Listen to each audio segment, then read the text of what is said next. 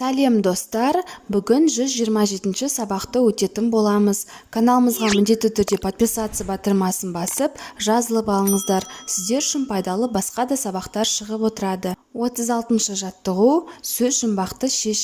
Сол арқылы қандай мереке жайлы айтылып тұрғанын болжа. Мемлекеттік рәміз, ту, әріптер қатары, әліппе, үй құсы, тауық. Мемлекеттік рәміз, елтаңба, ешкінің төлі, лақ, сұйық зат, су, сүттен жасалған тағам, ірімшік, мемлекет, Қазақстан, музыкалық аспап, домбыра, оқу пәндерінің бірі, қазақ тілі, түнде ұшатын құс, үкі. Сөз жұмбақты тігінен қарап оқысаңыз, тәуелсіздік сөзі шығады.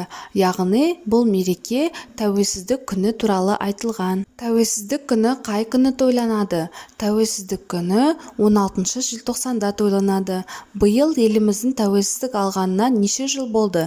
Биылғы жылы тәуелсіздік алғанымызға 32 жыл болды. Елімізде тәуелсіздік құрметіне арналған қандай ескерткіштер бар? Еліміздегі тәуелсіздікке арналған ескерткіштер тәуелсіздік монументі және қазақ елі монументі. 37-ші жаттығу көркем жаз. Қазақстан біздің сүйікті атамекеніміз. Ол 1991 жылы 16 желтоқсанда тәуелсіздігін жариялады. Еліміз әлемге танылған мемлекет болды. Қарамен жазылған сөздерді сөз құрамына талда.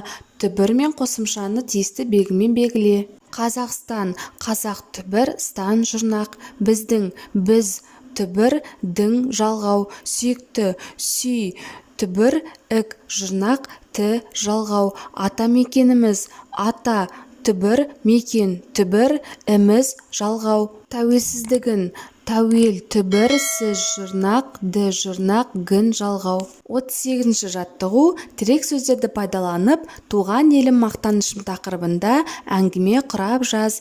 Тірек сөздер: мемлекет, туған ел, Қазақстан, әлем, тәуелсіз, кең байтақ, мақтан етемін, алтын дәнді. Менің туған елім Қазақстан мемлекеті, әлемге әйгілі, кең байтақ даласы, алтын дәнді алқабы бар. Мен осындай тәуелсіз елде өмір сүріп жүргеніме мақтан етемін. 39-шы жаттығу түбірлес сөздерді топта.